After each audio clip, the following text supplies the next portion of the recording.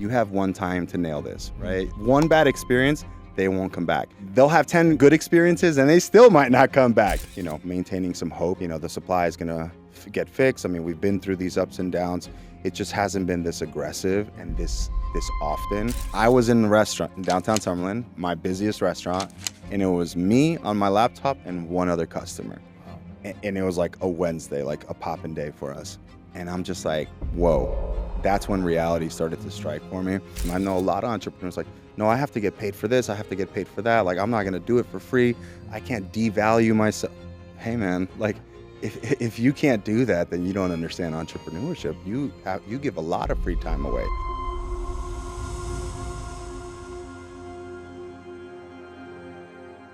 Welcome back, everyone. Joining us is Josh Molina, the visionary founder and owner of Makers and Finders, one of the most influential and trailblazing Mexican-inspired restaurants in Las Vegas. With 3 thriving locations, Josh has not only redefined the local culinary scene, but also overcome incredible challenges along the way. In this episode, we'll dive deep into his entrepreneurial journey, the real costs of running a successful restaurant, and the wisdom he's gained through the ups and the downs. I want to touch on this while this is the time that we're in the world right now.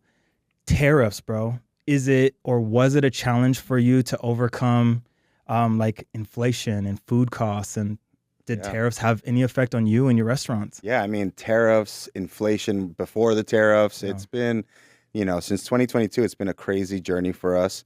I wouldn't say we've overcome it. We're still running up that hill. Yeah. We were very focused on not passing, these costs to our customers right away. We wanted to ride it out as long as we could when inflation happened, because we started getting hit in 2022. And then, the egg prices skyrocketed. I mean, we're paying almost close to $1 per egg, which destroyed us as a brunch restaurant, right? So we tried our best to hold off, and, we're at a point now, two and a half years later, and then coffee is our other strength, which, we roast our own coffee in Chinatown. That's another location. I don't know if I've told you about that one. That's Take It Easy Roasters in Chinatown. So we roast our own coffee. So we've been buying green coffee, and then that got hit with tariffs, right? So it's been tough, man. I mean, coffee is over doubled in price. Wow. Yeah. And that's, from the farm directly, which should be like the lowest costing, because I'm buying it green and I'm roasting it myself. Mm-hmm. But even that cost is, just to give you some perspective, what used to cost me about $2.50 a pound is close to $6 now. Whoa. Yeah. So we've had to, make some changes without compromising quality, and just get clever. At the end of the day, we want to bring value to our customer, and that's why they keep coming back to us. Make sure the atmosphere is great, the service is great. We preach this to our team all the time. You have one time to nail this, right? If one bad experience, they won't come back. They'll have 10 good experiences and they still might not come back, So, it's been challenging, but, we're working with our culinary team and our management team. We've been able to overcome it and, fight through it without compromising the quality. That's awesome, man. Yeah. That's an incredible story. And just like the information on the inside track that you're able to give the people, because I had no idea. Would that be a reason you think that all these Starbucks are closing down, is because the double of what it costs, per pound buying coffee? Yeah. I mean, it's many factors, but one, cost of goods, right? COGS in our world, cost of goods sold. That's been really hard to manage. And then also labor, of course, right. The labor market is finicky right now. And so we've had to, increase our wages just so we can stay competitive. And then now, sales have gone down because everyone's feeling it, man. I'm speaking from a business perspective, but as a person, right. Even as an individual with a family, things are really hard. Utilities are up.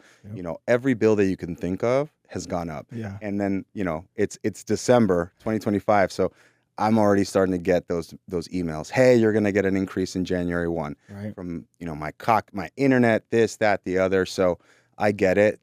We're all, it's a struggle for all of us.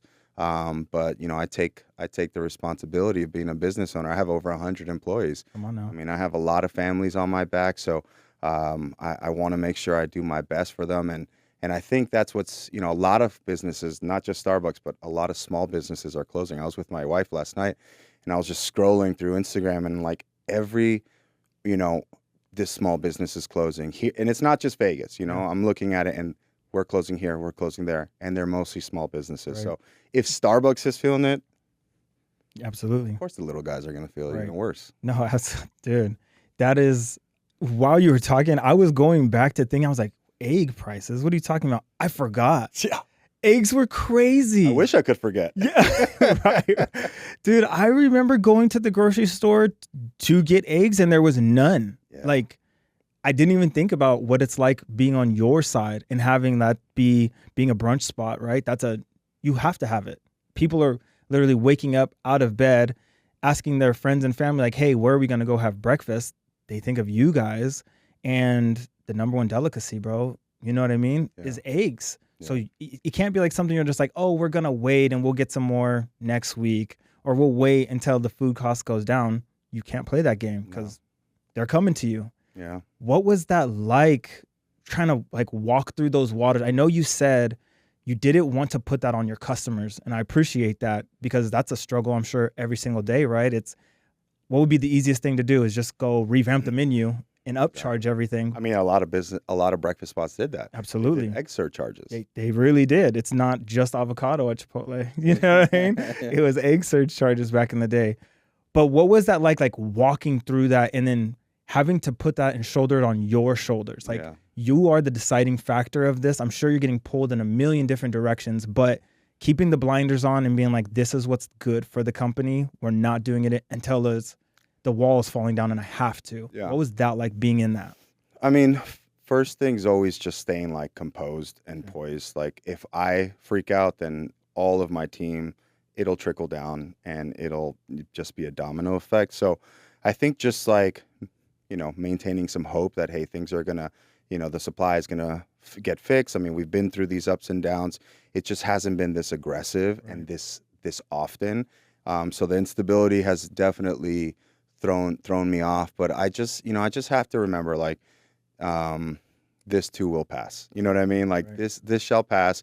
I know that I have a very loyal clientele, right? They've supported me since day one, 2014. And so, you know, I have to show that same loyalty back. I'm not going to just start, hey, egg prices skyrocketed, I'm going to pass that on to you. No, I mean, this is the cost of doing business. And I think that's what a lot of entrepreneurs have to remember. It's like, you know, they don't want to give any free time. I know a lot of entrepreneurs like, no, I have to get paid for this. I have to get paid for that. Like, I'm not going to do it for free. I can't devalue myself. Hey, man, like, if you can't do that, then you don't understand entrepreneurship. You give a lot of free time away, and it's for the greater good, like, you know, we were talking about earlier. And so I had to just take a moment, write it out, see how it was going to go.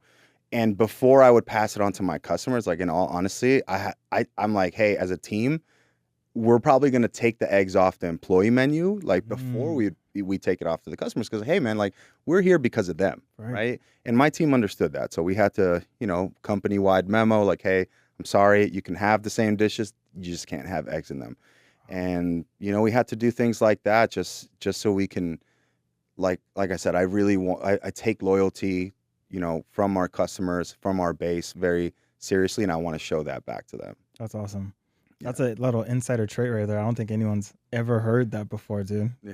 That was really, really cool. I don't think that we properly introduced you to the world, man. Take a second. Let them know who Josh Molina is and what Makers and Finders is, brother. Yeah.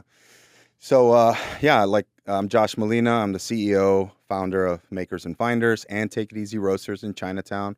I'm also now a founding board chair of Thrive Point Academy, which is a hybrid high school here in Nevada that we opened our doors last year.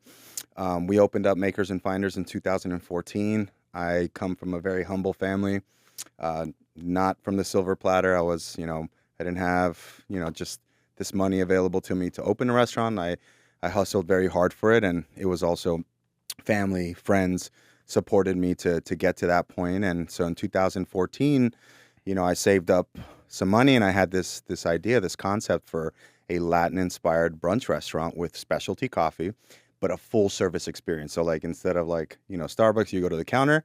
No, like, we come to you. You come hang out, make this your home.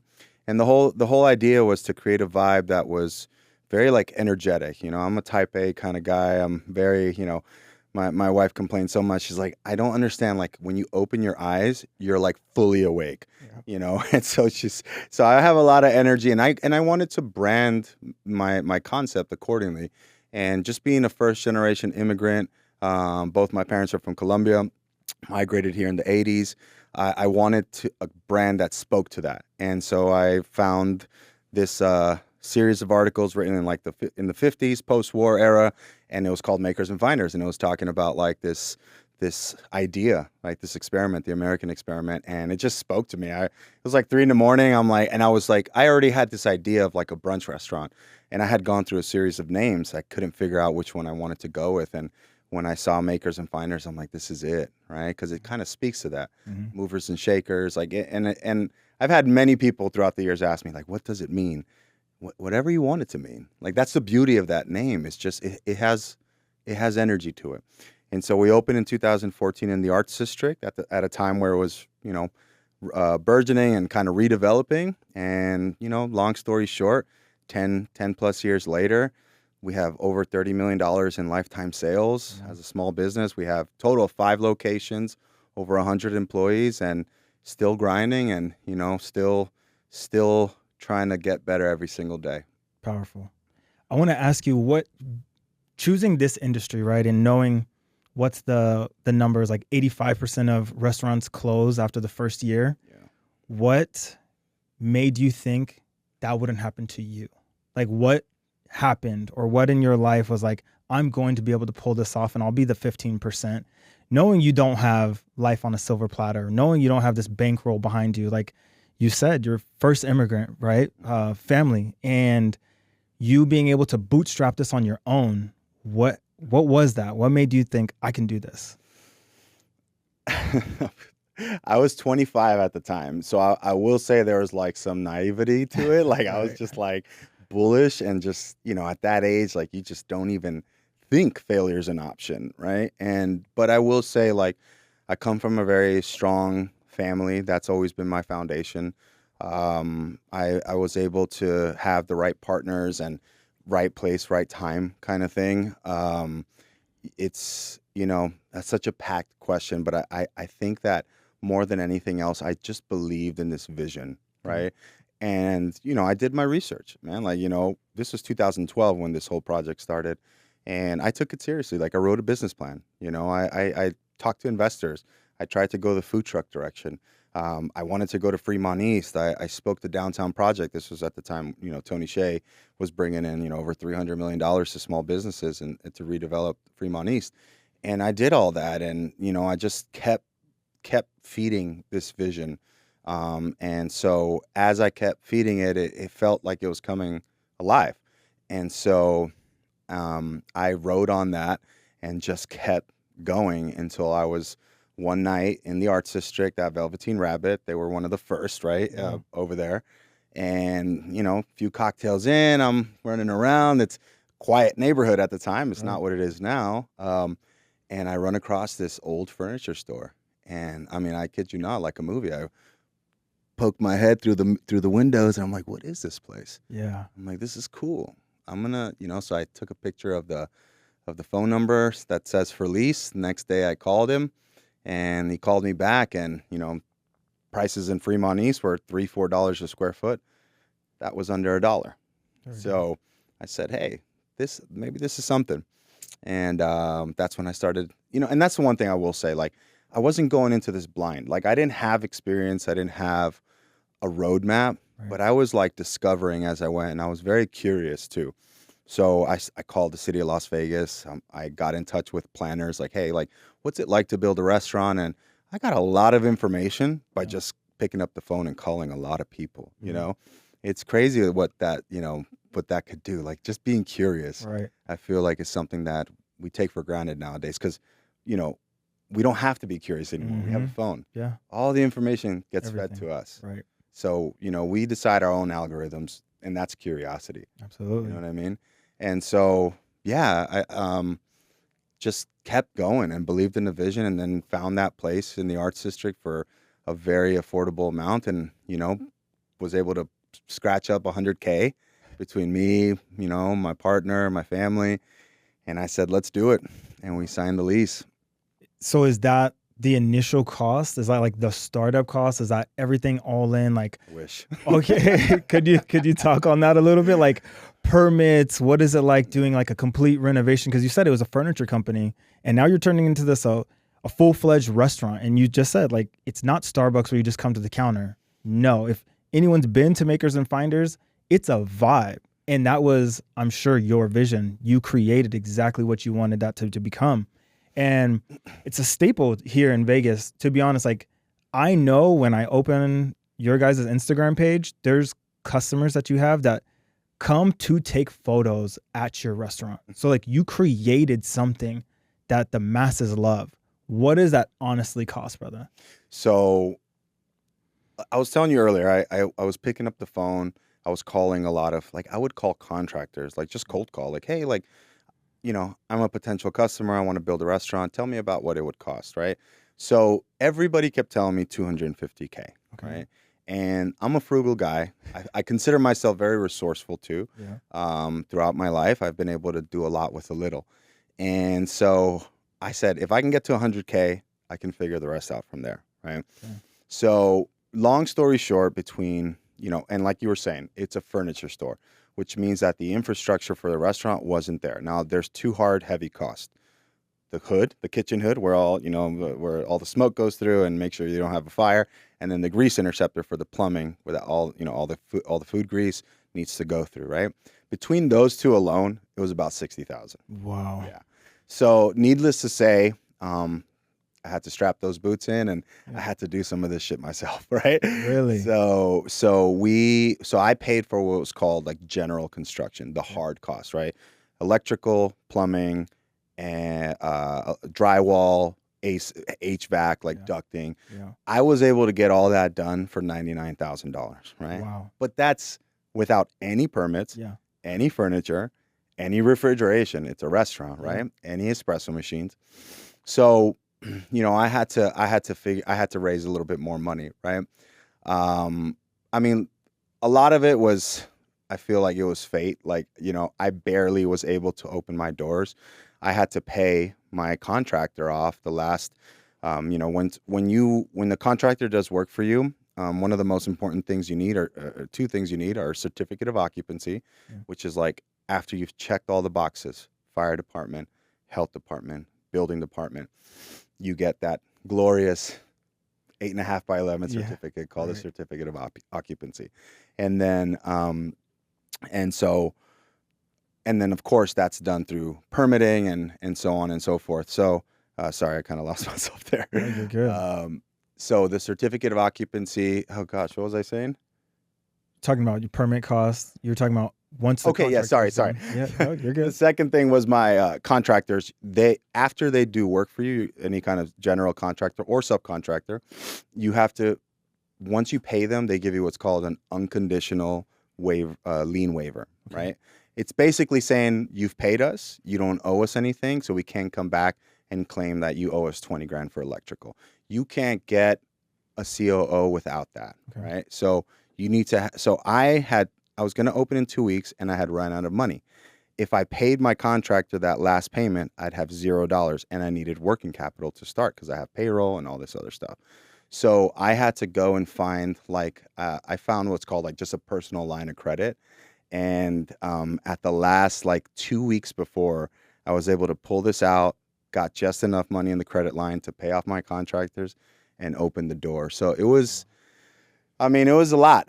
It was a lot, but overall I was able to accomplish this project for $100,000 less than what I was told. Yeah. $150K. Come on now. Yeah. And you had everything writing on this. Everything. I mean, not only were you at the very end and you still didn't have enough, you were like, I have to go take out more just to begin and start at essentially the starting line. Yeah. You know what I mean? Do you have chef experience? Do you have a cook background?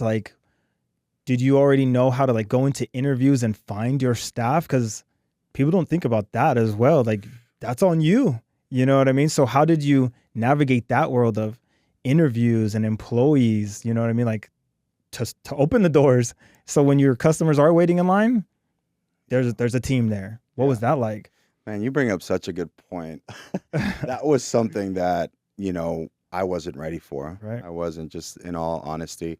I knew what I had to do to like build it, because I was able, I understood permitting. I understood how to read, architectural sets, and I get all those things, right? Yeah. But what I didn't plan for or, really, anticipate was that part. Yeah. Like, that's actually harder. Yeah. Like, actually operating, having a team, like you said, it felt harder to me, than it was to just build this place out, even though that was incredibly hard as well.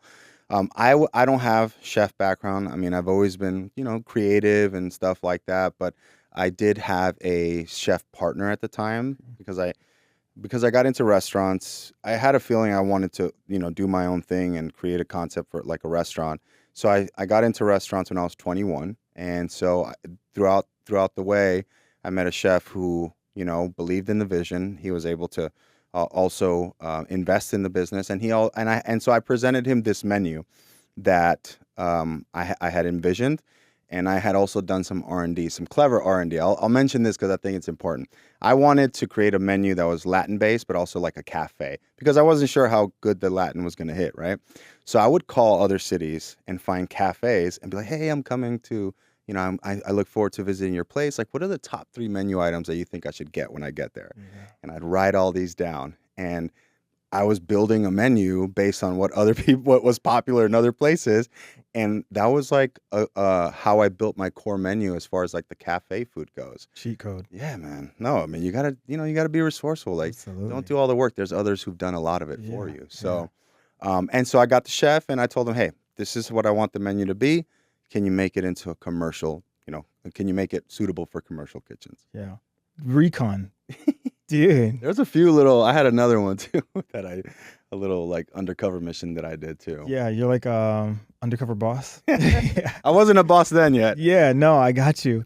Okay, so now let's go past that. We've built it all out, right? You now have everything on the line. You now have your team. And let's just say, God forbid this works, right? Your team that you initially start with is never the team that you finish with, because everyone goes on their own ways. Life things happen, right? Or God forbid they suck, you have to fire them. It's called a spade a spade. Exactly. You know what I mean? You don't know. Yeah. You take them at their word in an interview, So you get in, you start moving and grooving, and does the community just accept you? And it's boom, you're flooded all day and night, opening to close. Is that how it goes for you? So the community accepted us for sure. Yeah. I mean, like, we were the first coffee shop on Main Street in the Arts District, like 2014. I remember I was like reading articles, and in 2012 there was 12 independent coffee shops in all of Las Vegas. Wow. Now there are a lot, dozens in every corner, right? So we were something really new and different. So, and we were in an area that people were really starting to pay attention to. The city was investing money into it. A few years later after we opened, they redid the streets and all this other, made it walkable, added landscaping. It's beautiful. And so we were accepted right away, but I'm very fortunate. Like, we weren't like lying out the door. Okay. You know what I mean? Like, we had consistent business, but like that first year was really like allowed us to really understand what it is we're doing, because like you said, I didn't have any experience, so this was all very new to me. Yeah. And so we had a little time to kind of ramp up. I like it. But we got busy soon after that, and a lot of this is just kind of pivoting and thinking on your feet. But we're very fortunate because we were in the right place at the right time, for Absolutely. Sure. And we, and I had a lot of this was like calculated, like I told you earlier. I wrote a business plan, so like part of it was like understanding your market. So I knew that, the medical district was right around the corner to me. I knew that there were law offices right around the corner, the city, the justice court, all that. So I knew there was daytime business, and I was constantly scoping around the neighborhood, Yeah. And I would see, I'm like, wow, like there's a lot of people that come out here for lunch. I think there's potential here. So, I wasn't going into it blindly, but I definitely had to learn on my feet. Speaking on that calculation, now that you said you have 5 locations in the city. Yeah. They're all really in different areas. Was the same intentionality with the other 4 locations that you had with this first one? Or were you kind of like, I'm gonna just take a swing and say, I have something great here. I think it can pop off over here as well. Yeah. What about those 4 other locations that you chose now? You know, you bring up a good point, and I think it's important that people like know about this because each location is so different. So different. Like I'm talking about from customer Yeah, to employee. absolutely. It's so different. Like it's night and day. Mm. I knew that. I mean, immediately, like from location 1 in the Arts District, I said, we're here to do this all the way. Like we're going to expand. So that was a mission right after we opened, right? So I was thinking to myself, you know, maximum impact. Where can I go that I could have like the most impact and I could afford, right? So at the time, you know, this is 2017 now, right? We were already a few years in. We started making a name for ourselves, and I was at downtown Summerlin. Excuse me. And back then, same thing. Downtown Summerlin wasn't what it is now, Yeah. right? Absolutely. It was desolate. Like there wasn't a lot of people. There was a lot of businesses that closed. And so the location at downtown Summerlin was a noodle shop and then it closed and then it was like a temporary coffee shop. But I went in there and I'm like, man, like, you know, I think this is a good spot. There's no coffee here. Yeah. You know, and I'm right next to, you know, I'm in a really well-positioned spot in the heart of the mall, right next to Macy's. And I said, well, if I really want to test how strong Makers and Finders is, like, let me test it against national brands because, you know, Maggiano's is there, CPK, you know, all kinds of nationals are there, right? And so I found this spot, and it's what's called Second Generation, and I highly recommend anyone who's interested in coffee shops or, you know, any kind of retail brick and mortar, look for Second Generation. I spent $75K to open up Summerlin, half of what I paid for Main Street. Why? Because second gen, it already had a hood. It already had a grease interceptor. So all my costs was just lipstick. Like I just had to renovate it essentially. And so for $75K, half of what I did at Main Street, I got a COO, certificate of occupancy. And let me tell you something, like that location, it was like the best decision I could have made. Yeah. That location alone yields almost $3 million a year. Holy cow, dude. By itself. Yeah. And it's 1,750 square feet. Killer. That's over $1,000 per square foot annually. Like it's like a monster. That's like a little factory. Yeah. it's great. Yeah. At 75 grand, dude. Yeah. 3 million. And we opened in 3.5 months. I mean, dude, I killed myself. Like I'm not even gonna be here like painting, you know, rainbows and roses. Like no, yeah. I signed the lease, I got the keys September 1st, 2017, and I was open December 21st, 2017, 4 days before Christmas. And yeah, I mean, in the mall. Right? Yeah, right. So that location was immediately like we got wrecked right away. Like we were busy. To the races. Yeah. And for this episode, dude, I just did my own little recon. I went to each location. Oh, I went just to like see the environment. Do you know what I mean? I've been there obviously with my wife before, to the Arts District 1 and taking the photo in front of the girl with, you know, and I just wanted to see, is it copy and paste? Do you know what I mean? Do they have the same values? Do they have the same morals? Obviously, it's people. You know what I mean? So they could be different. Have a bad day, wake up on the wrong side of the bed. But each location, dude, everyone is like super helpful. Everyone is like waiting on you hand and foot.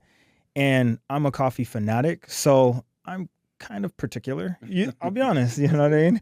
And it never missed. Not at one location did it miss. And the food is obviously amazing. So is that something that you are constantly like revamping of keeping everyone? We have a standard. Now we are known. Our brand is known all across the city. So there's just an expectation. You know what I mean? You don't get a slip. Is that within you? Is that on your hiring process? Is that with your staff, like managers that you have? Like we have a standard. There's an expectation. When people walk through that door, you got to meet it. Yeah. Was that enabled from you? Yeah, it's a great question. I mean, I've tried everything throughout the years. Cool boss, mean boss, cold boss, like hot and cold boss. Like I've tried it all. And, you know, I learned one thing. You have to have your standards and you have to live by them at whatever cost, right? So I think that also it's part of it's something that's really true to me and my family and where I come from. Like I'm not too good to, grab a broom and sweep. I'll get on my knee. I'll scrub a drain. I don't care. Yeah. I'm not too good for that. Right. Right. And so I think that that's something that we built into our team from top to bottom, our upper management, our location management. They know that when we're there, we'll jump in and help them. Like, we're not going to ask any questions. We're not going to, lead from a laptop, right? Like, call barking orders from an office. That's not us. Like, we're very hands-on, and I know how to do every position that I have in the restaurant. I know how to do it. I'll cook, I'll clean, I'll wash dishes, I'll make coffee, I'll serve people, whatever it is, right? So I think that that's, fortunately been ingrained in our culture. Like, we're all coming from different places, right? We're all so different, but we have to have a meeting ground. Right. And our meeting ground is work ethic. Like, you work hard, you make your money, things are good. And I tell everybody the same thing. Life is too hard as it is. I'm not going to bring that shit into the business. Like, this is a place to escape the outside bullshit that we all deal with, right?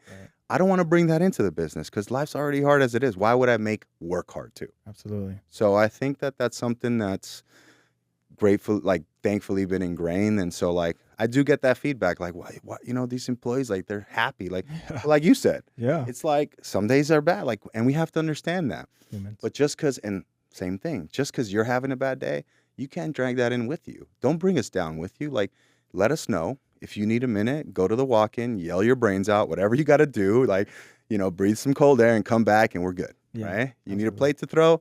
Here's a plate. They're plastic, so you can throw it as hard as you want, and I don't care. Multiple times. We're good. Yeah, we're good. Come back in and we'll do this. That's awesome. Man, the journey and doing it at the level that you're doing it, the way that you've been able to scale is an amazing feat within itself. So flowers and kudos to you for that. But in the middle of this, COVID happened, dude. What was that like, being able, let me ask, did you even like shut down? Did one store close? Were you able to keep all locations open and keep all of your employees? Like, what was it like to overcome that? I mean, man, as you can imagine, like, I remember sitting, in downtown Summerlin. It was March 12th, 2020. And it was a week before the shutdown. So, but it was already, like, everybody was already scared shitless, right? Yeah. So I was in the restaurant in downtown Summerlin, my busiest restaurant, and it was me on my laptop and one other customer. Wow. And it was like a Wednesday, like a poppin' day for us. And I'm just like, whoa. Like, that's when reality started to strike for me. And so, then the 17th is when they announced the shutdown. So, the fact that you know it to the day. Yeah. It's trauma, baby. That's called trauma. I'm just kidding. That is awesome. Because I want people to truly be able to understand and comprehend all of the hurdles and obstacles, not only if you choose to go down this route, but like the stuff you had to overcome, they're more than likely not even going to have to. You know what I mean? Because COVID's already happened. Right. So please, man, if you feel comfortable enough, share it. Like, what was that like? So at the time, I'll speak from like that time, and then I'll tell you in hindsight, like how I feel about it, right? Yeah. So at that time, March 17th, I had to, make a decision, right? I looked outside. I was in the arts district at this point, and all the businesses around me are literally putting plywood on their windows. Wow. Right?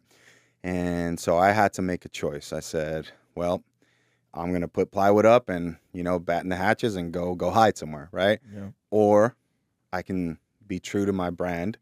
I could be true to the spirit of makers and finders, and we hustle, we don't quit, and I can serve my community. And that's what I decided to do, man. Like, so I kept the core of like six staff members, mostly management. We had arts district in downtown Summerlin at the time, and I was telling you earlier, we do coffee pop-ups, so we're able to take our espresso machines anywhere. So we literally moved our operation to the Sidewalk. Yeah. And on March 19th, we opened up on the Sidewalk at downtown Summerlin Arts District. And first 2 weeks, it looked like a very bad decision because nobody was going out. Right. But you know what happened? We got antsy. Right. We didn't want to stay home. Yeah. So like week 3, and I'm so grateful to have experienced this, but I started seeing people come out, right? And then they started coming out.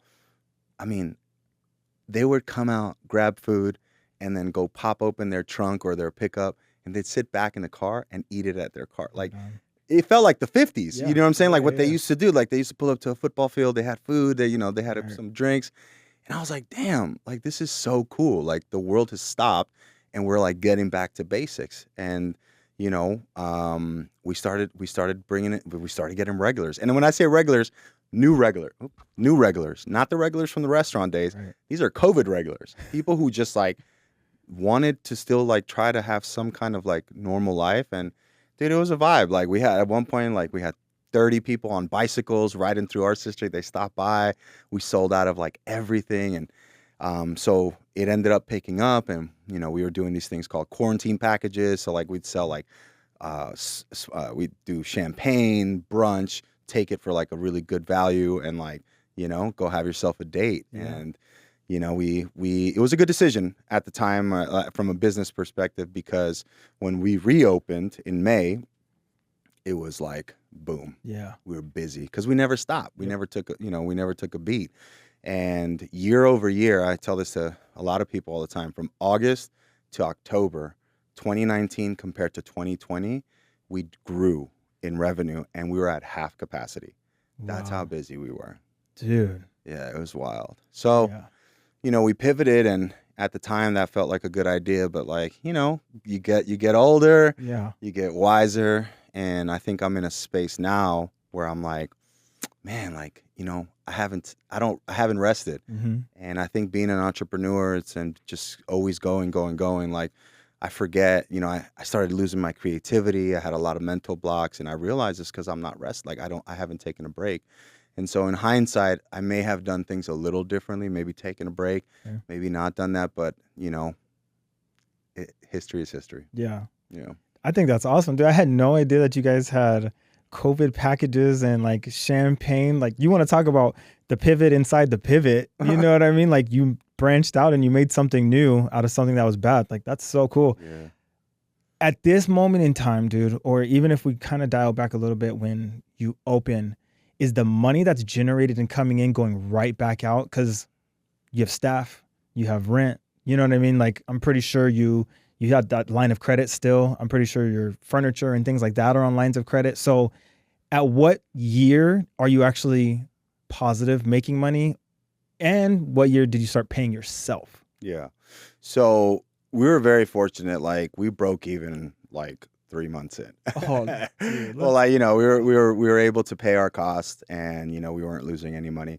And I didn't pay myself for the first year. Okay. And then I started paying myself, and it was only $600 every 2 weeks. So it was like pennies, right? A lot of it, we reinvested right away because we believed in growth. And look, the first location I told you, that $150K earlier that opened up the restaurant, look, man, I undercut myself quite a bit. Yeah. So there was a lot of stuff that I couldn't afford at the time that I needed to invest in. So I was doing a lot of like walking backwards and like, building the infrastructure that I couldn't afford, and then jumped right into expansion. And I kept expanding, right? We opened up the coffee roastery. I acquired this big commercial coffee roaster, which costs, it costs what a car costs, right? Like, so I kept reinvesting into the company. And then now, and people know margins for restaurants, that's why one of the biggest reasons why restaurants failed. They're super tight, and it's so easy for your costs and expenses to get out of control because there's so many directions it goes in, right? So right now we're kind of taking a step back and like reeling it all back in and really focusing on our margins, really focusing on our costs. And what are the loss leaders? What are the sales leaders? Like, let's focus on what we do best and really be a very like tight run ship with a strong core. And then, we'll probably go back to expansion once things get a little bit more stable again. Yeah. I want to touch on that, the numbers part of it, right? Did you right away say, hey, this is not my skill set of like looking at a P&L statement and food costs and margins, so let me bring in a professional, let me bring in a team, let me bring in, I don't know, someone I trust to do this? Or were you like, we did everything else on our own, let's go try this too? And then when you see, you're like, oh crap, I made a mistake, now let me get someone to come and help us, you know what I mean? Because everything is just through the roof. Talk about that journey, because I don't think a lot of people understand, like, there's a lot of fine tuning that goes in through this. You know what I mean? I think I had a lot of blind confidence that, and look, do I understand P&Ls and balance sheets? I do, but it's not a natural thing, it's not something that comes natural to me. Right. So I understood, generally speaking, like the hard costs of things and overhead that we had. But I would, later on, I had to bring in someone who is an ace at finances, right? Spreadsheets. I mean, she creates like the most beautiful spreadsheets, formulas like I've never seen before. We also have like a fractional kind of like CFO that we use, and so he splits his time for us, and we actually now we do remote workers too. So we saved a lot of money because a lot of companies and businesses have to rely on CPAs to handle all their finances, like you said, financial reports, taxes, etc. As you learn this, like you can actually control a lot of those costs and do a lot of the work yourself. It's just tedious, right? So we found a remote worker through this platform called Hubstaff. He lives in El Salvador. He's incredible, right? And we pay him a good wage for his country, right? It's like 3 times what they earn over there. And he does great work. And he does a lot of our reconciliation, a lot of our, a lot of our numbers so we can close out each month, each quarter, each year.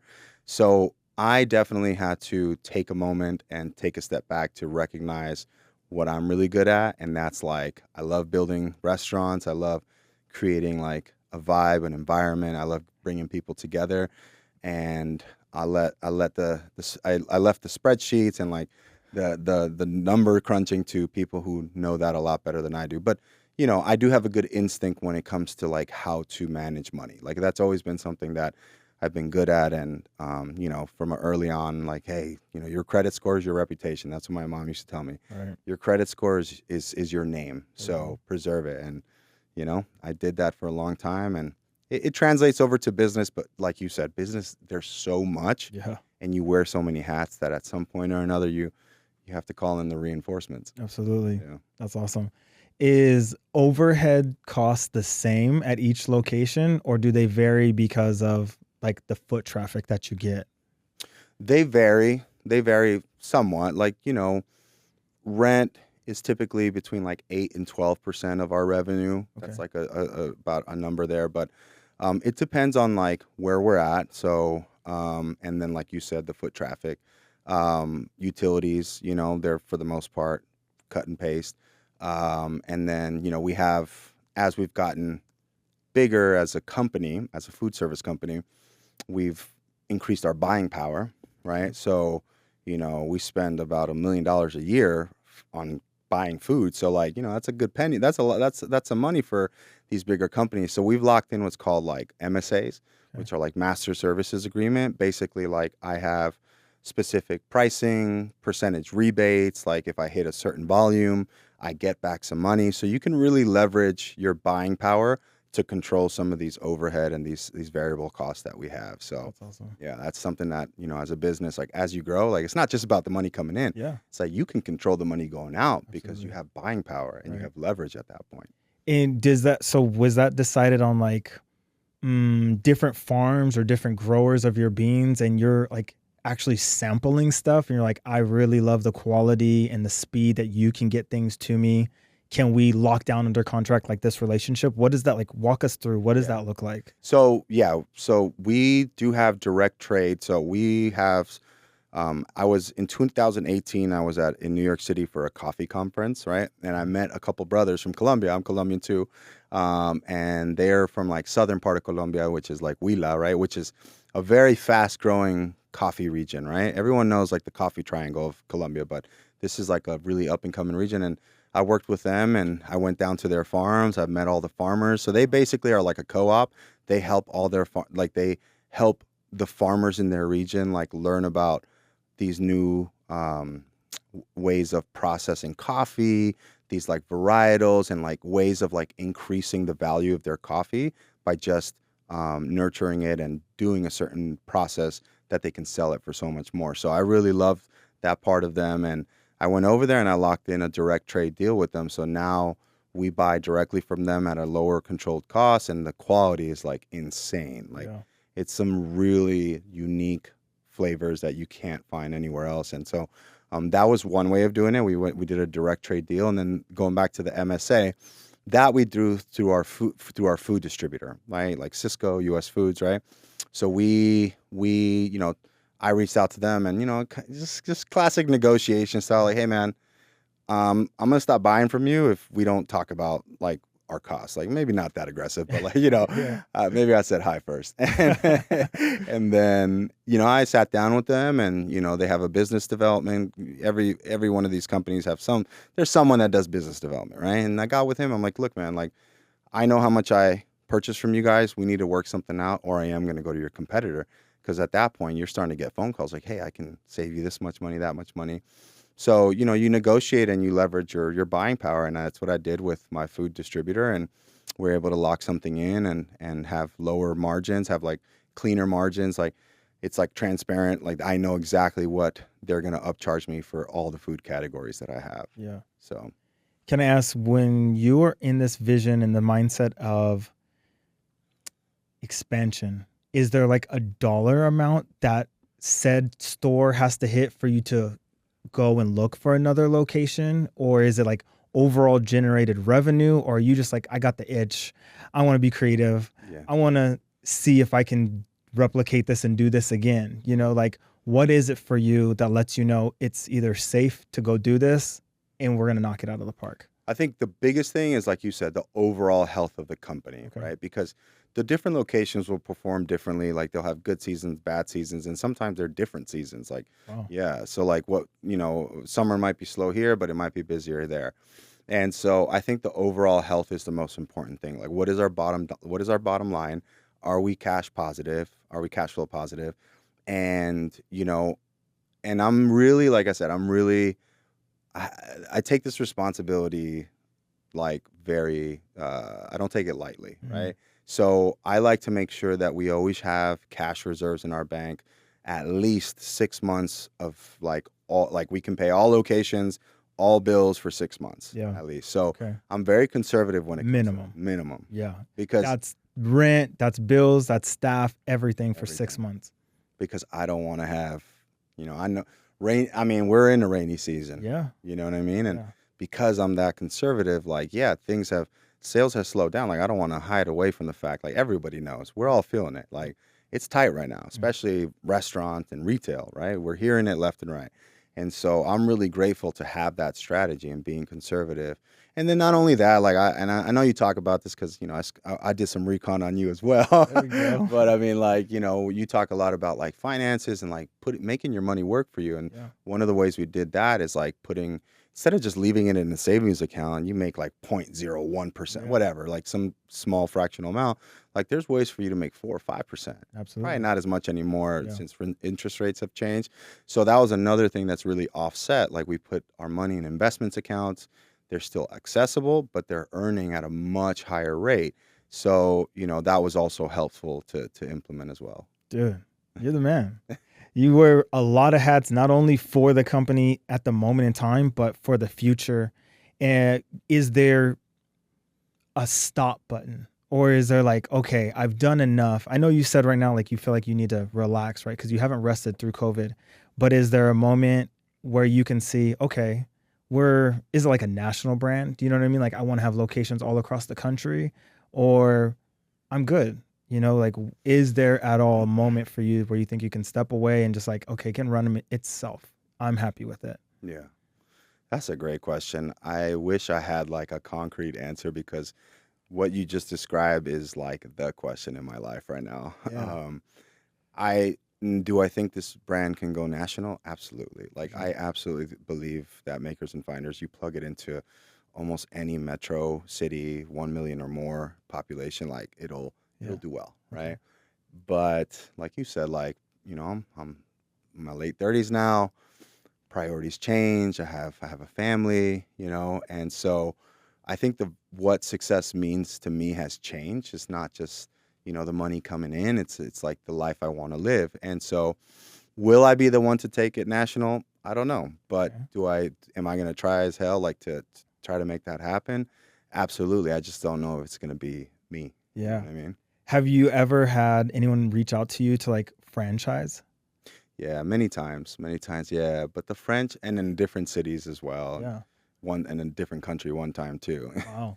But I just, the franchising thing, I don't like the model. Like you can, like you said earlier, people are people, man. Like you can, have all your SOPs and all your guidance and manuals and set yourself up perfectly. And, even the biggest brands fail at franchising. So I think for me, it's like, it's either I'd find like a group, like a private equity or someone who has the resources, who sees the vision, and they say, okay, we're going to take this and we're going to put fuel in it, and we're going to take this and grow it. Right. Yeah. So, I don't know if franchising's for me, because I care too much about the integrity of the brand, I think. And that's just like a quick way to lose it. No, I got you. Yeah. Knowing everything that you know now, everything that you've overcome, and obviously cost, right? You got in at a great deal when you did get in so early on. Would you do it all over again today? Yeah. Really? Yeah, because, oh man, like this experience has given me, like, I probably would have gone down a bad road. Like I struggled in high school. You know what I mean? Like I got kicked out of high school. I went to like a behavioral school in North Las Vegas. I struggled. Like, I had a lot of energy, like I told you earlier, and I just didn't. It was going to go to the wrong places, and I would say that like this business took up so much of my energy that it kept me away from bad things. Yeah. So I wouldn't have changed that, because I think that would I have not had this responsibility on my back, I don't know where I'd be. Yeah. Have you ever thought of like an apprenticeship program? Like if other aspiring restaurateurs want to learn hands-on, would you be like open to showing them the ropes and letting them come in and shadowing you essentially to learn like the day-to-days, but also wearing 17 hats, not just, oh, I'm the CEO of a restaurant and that's mine. Let's go pull up on a Friday night and put me at the best table, right? I think that that's a lot of what people think it is. Yeah. Would you ever think of doing anything like that? Or have you ever had like an idea or aspirations to do something? No, for sure. I mean, that's why I got involved with Thrive Point Academy. Like about like 2 years ago, I really wanted to start giving back. So, I went to UNLV, and, I was the first in my immediate family to graduate from college. So, I wanted to give back. And so I got involved with the college that I graduated from, the College of Liberal Arts, and I joined like a mentorship program. So I was I was a mentor to a couple students for a few semesters. In Thrive Point, I'm able to we have over 350 students. It's an alternative education school, which means that it's focused on like underprivileged kids, like kids that don't have the lives we have, that have challenges that like no kid should have, right?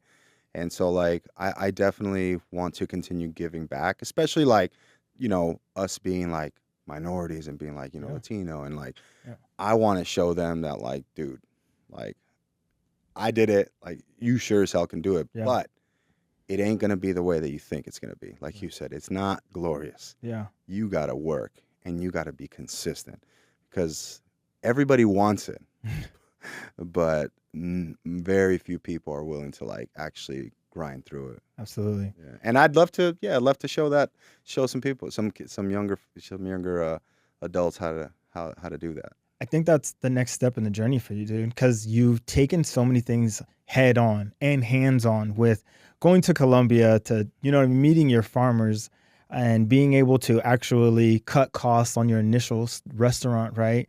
And being able to do Recon, like you said, and calling people, so much that you are a little ecosystem within yourself where you could pass on a lot of information to someone who could beat their head up against the wall. And it's scary, and not having someone in their corner, right? To like, hey, yes, it does get hard, but right over this wall, I promise you is a breakthrough. So I think that could be your next step. And we initially met each other at Thrive Point Academy. We were on a panel together, and in the audience was a lot of students at your school. So like the hunger is there, you know what I mean? And there's a lot of eyes on you, just watching you and the way you move. So keep doing what you're doing, dude. And I think it's all going to come to fruition. That could be the next step for you to actually like take your foot off the gas, but Sure.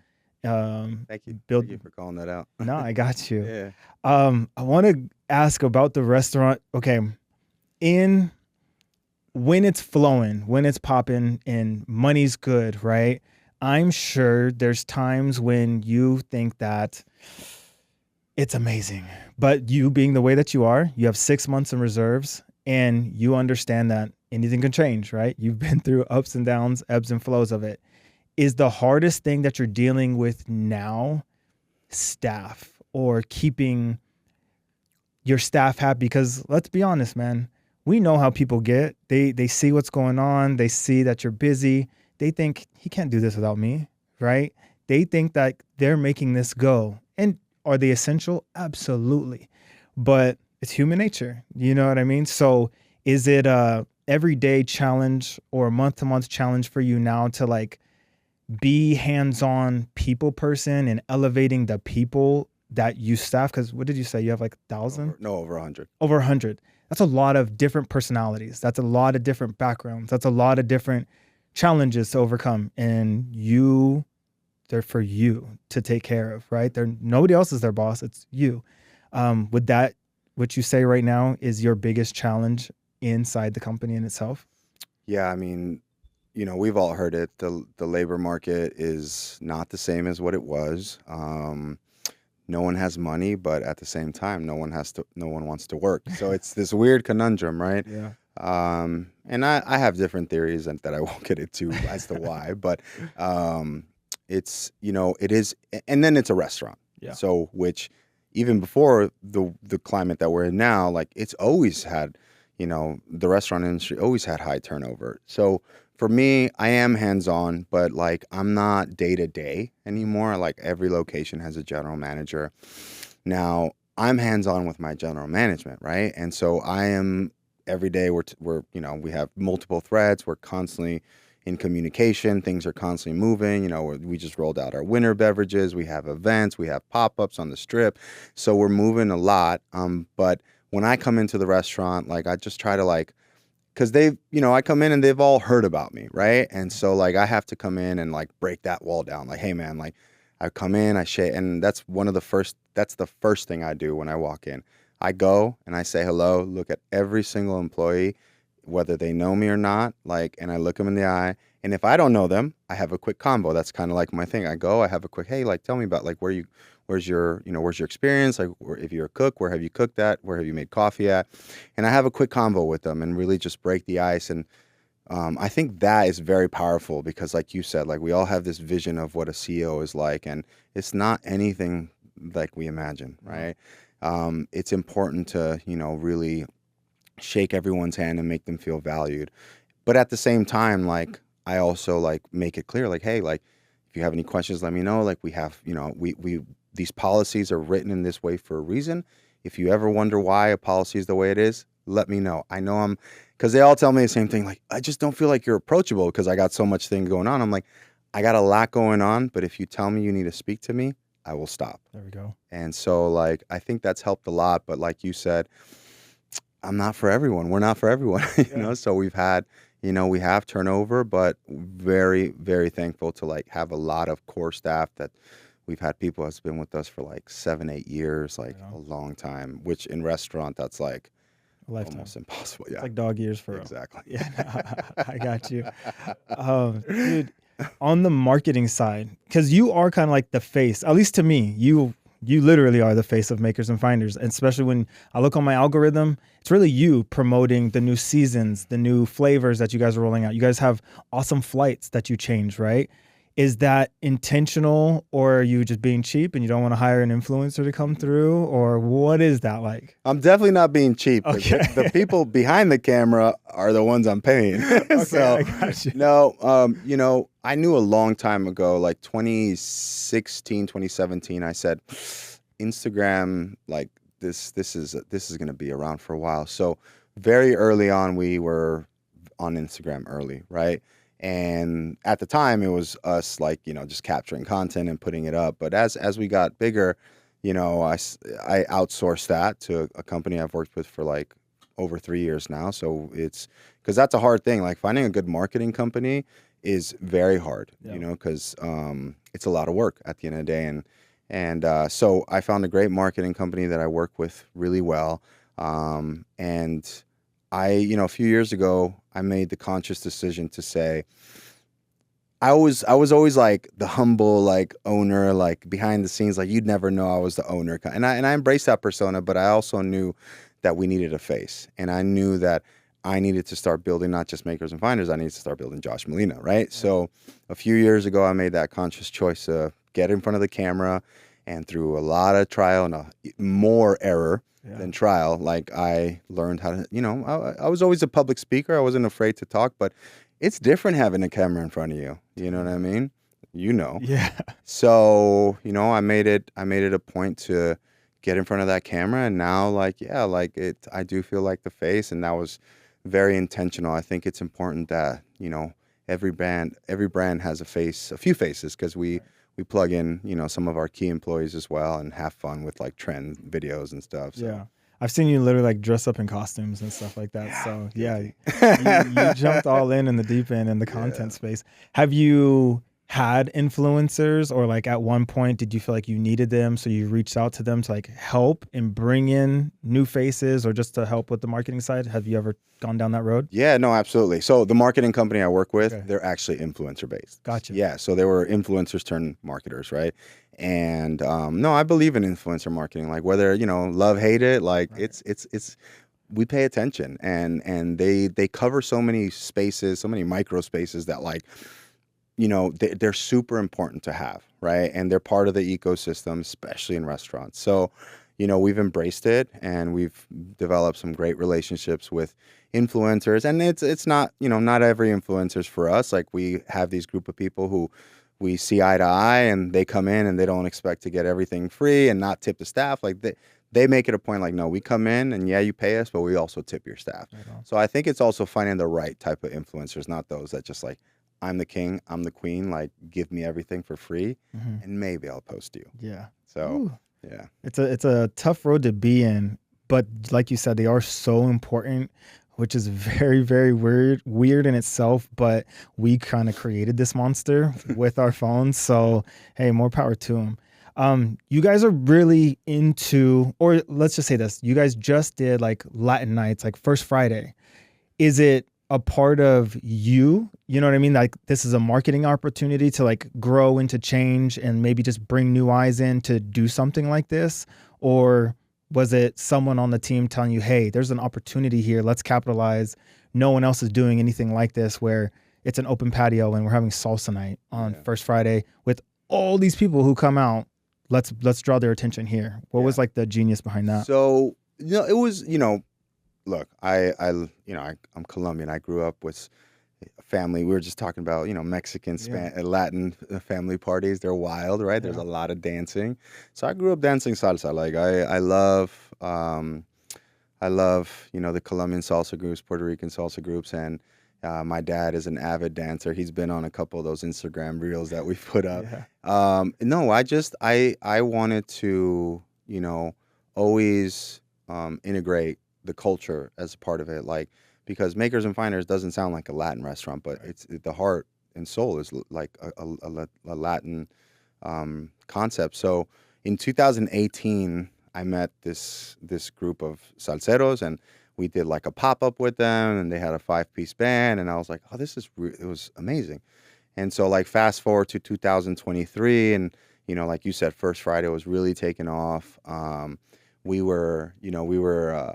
We are only open for brunch, so we close pretty early. We close at 4 in the Arts District, 5 at Summerlin, and 3 at Henderson. So I'm like, hey, we can open up at night and do this thing. And in 2023, we started doing it every First Friday, and like it was good. Like we kind of started, making it a thing. But then, like I felt like it got a little like oversaturated. Like people weren't really getting it. We had a good crowd, but it wasn't like it is like now, right? And then we stopped, and then I'm like, all right. Let me like go back to let me figure this out, right? And then we decided to do like a seasonal thing, like spring and fall, like the best seasons here in Vegas. Yeah, exactly. Yeah. And dude, like it's just like this last year, We did it March, April, May, and then September, October, November, dude. It's wild. Like it turned into something beautiful. Yeah. Me and my wife went to one night, dude, and I was like, oh, he really has something here. Yeah. Like, it's the culture within itself also, you know what I mean? And then when your guys' culture gets together and there's more of them, it's even bigger party. So to be able to do that on the strip or on, you know, Fremont down there for First Friday and have that much energy that's already there from all the locals, you really have something huge there. And you did pick the best seasons where locals actually go out. Yeah. So yeah, I think it's awesome. Yeah, it's beautiful. And like oh man, like, and it's not like a Latin party anymore. No. Like, it's everybody. Right.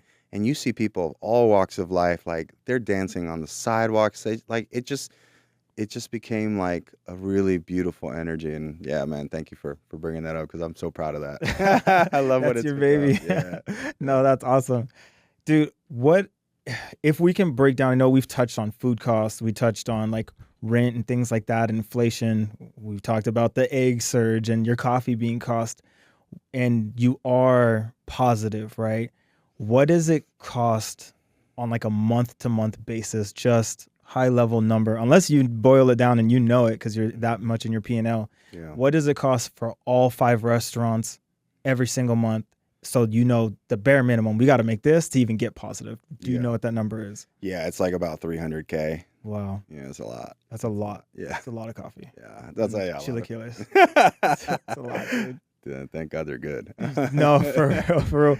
Yeah. Has there been a moment when you've been in it where you maybe wanted to dial back to be able to cut costs, and maybe, God forbid, hey, someone, you know, is watching this as a staff member and they're like, Josh was thinking about closing Summerlin. Like, have you ever thought about like, we got to get rid of one or two? Yeah. Yeah. I mean, like we've taken, that's happened a few times in my journey. Like 2023, well, so from 2017 to 2022, we ended up opening for dinner. Okay. So we were open from morning all the way to 9 p.m., which like we were a brunch spot. We were coffee from the beginning. So dinner was always weak, right? Yeah. I actually have the breakdown. It was 86% of our revenue came before 4 p.m. Whoa. And that small little fraction was after 4 p.m. Yeah. Right. So there's literally no point. It was no point. Yeah. But it was like an ego thing. Yeah. Like, do I want to like accept that do I want to announce I'm no longer open for dinner? That felt like a failure, right? Mm-hmm. But man, like it took such a toll, like, like it was all day something was going on. And so I had to make the choice for me, for my family. I'm like, no, let's dial it back. Right. So yeah, no, for sure that. And then like I expanded the menu like on a couple of occasions, like a wild amount of dishes, and I brought in a chef and did all this, and I mean, failed miserably. Yeah. And then I had to bring it all back in and just focus on, now we have a 1-page menu. Yep. Kept it simple, focus on the hits. Yeah. And so yeah, I've had that thought many times, closing down locations, just quitting. Yeah. It's an active thought. Like it's just something I have to wrestle with, pretty consistently. And this is still you being as successful as you are, you know what I mean? And being so cash flow positive and having it dialed in, having a staff, having general managers, having SOPs, having the success, having the community behind you, you still have these struggles. Yeah. And I'm not saying it to like throw a mirror at you, right? You know what you're dealing with. But I just want the audience member, the listener, the viewer to understand like it's hard. You know what I mean? And even when you get to the pinnacle, which you would think that you're at, you still got to pick yourself up. You know what I mean? You still have to, I'm Josh Molina, I got this. Mm-hmm. You know what I mean? And move on with the next, because there's so many people that, you said it, there's so many people and families that rely on you. You know what I mean? You literally feed other families by them coming in and clocking out. Mm-hmm. That has to be empowering within itself.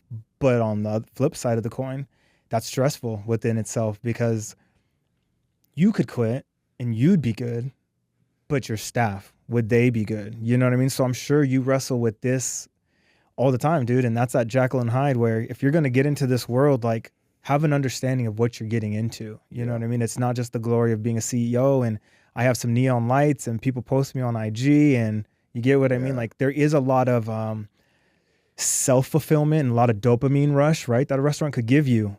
there's a lot of I'm in the corner by myself Yeah. that a restaurant could give you too. Yeah. So I think that you really shared and shed the light on that. And I hope that that's, if anything, you know what I mean? Not trying to shy people away from taking the risk, but like have an understanding, like this is what you're looking on. You know what I mean? Yeah. I mean, you nailed it, man. The battle inside is always harder than the battle outside. Yeah. Like, you know, so you nailed it. Like it's mental gymnastics. You're fighting up there, and as responsibilities grow, locations grow, as you scale, so do your problems. Mhm.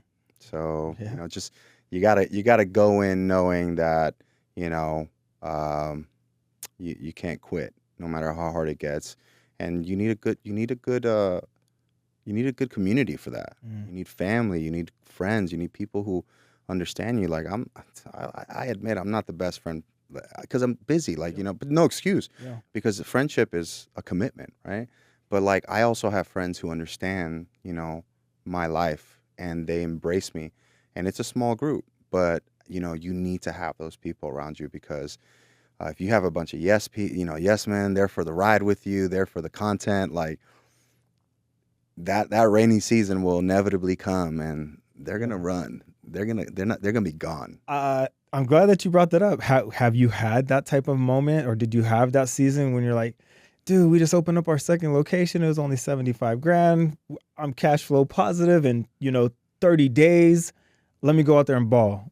And then reality hit, and you're like, holy crap, this money that comes in, it also needs to go out. Let me reel this in and kind of mature and grow up, because you did it on your own, but you also did it at a really young age, and you hit success at a really young age. Did you learn it? Do you know what I mean? Because you had to learn the hard way. Yeah. No, I learned the hard way. Yeah, at least for me, there's no other way. Like now I'm more mindful, and I try to pay attention to the wisdom that others have, and I take that seriously. But man, I made a lot of mistakes, man. I mean, I wore it. You know, I was at 200 and almost 250 pounds in 2017, 18. I was super unhealthy. Yeah. I lost myself. Like I was lost, and success, money, you know, the people around you can do that. Like the temptations, like, I mean, it's Vegas, you know, we live in it. Like we're in the pit, you know what I mean? 100%. So, but you know, thankfully, thank God, thank my family, thank people around me. Like I was always brought back down to earth. There we go. You know? Right on. I want to ask, I know we've kind of touched on it, but if you even have an answer to this, because you said it is so hard, you think all the time you could do this or you could do this, but you don't want to franchise. What is the vision, dude, for Makers and Finders? Yeah. I want to continue building Makers to be synonymous with Vegas, right? Like tourists, local, like they know Makers and Finders. And I want to continue growing it. But I think that I'll do it with, you know, more partners, more people who understand the vision and are much smarter than I am. So I want to continue building it. I'm super committed to Makers, but I also, you know, I'm exploring other things as well, like the education space, real estate, other, you know, jumping on new ventures, and but Makers and Finders is my baby. There we go. Yeah. I always give my guests this opportunity, and I started off and kind of package it like this. If you lost everything and the internet was scrubbed free of Josh Molina, Makers and Finders, but you had like 45 seconds just to talk to the world, what would you want to leave them with? And then what advice would you give them, like, to become successful or to overcome challenges? Yeah. When you stop watering a plant, it will die. Never stop learning. Never assume that you know it all or that you know better, because life will inevitably and consistently always humble you. Anticipate that, and, you know, walk your walk with integrity, with gratitude, with humility, and embrace the opportunity when it's in front of you. That was beautiful, brother. Was that 45 seconds? No, I think we're in there a little bit. Feel free, man. Please let the people know all your locations, where they can find you, how they can reach out to you. Who knows, if you have an open staff position, you know what I mean, how to reach out. Yeah, so you can find us at makerslv.com. Social media at MakersLV. We have locations in the Arts District, downtown Summerlin, Henderson. We also have Take It Easy Roasters. That's takeiteasyroasters.com, at Take It Easy Roasters. If you want a really unique oasis experience with a full coffee roastery right in front of you, that's in Chinatown. So definitely check that out. And I'm also on LinkedIn, Facebook. So I'd love to connect with you. If you're looking for a position within food service, I'd love to learn more about you. And we're accepting resumes at hiring@makerslv.com. That was awesome. Man, I just want to thank the audience so much. I want to thank you so much. And never forget that if you have the dream, you have the aspiration, double down on yourself. Even if no one else in your family or your friends don't believe in you, you believe in yourself and you double down on yourself. Because our guest just told us, Josh, it is hard and it is difficult, but you can do it if you just persevere and you push through and you continuously bet on you. It's the best bet you can make. That's today's episode.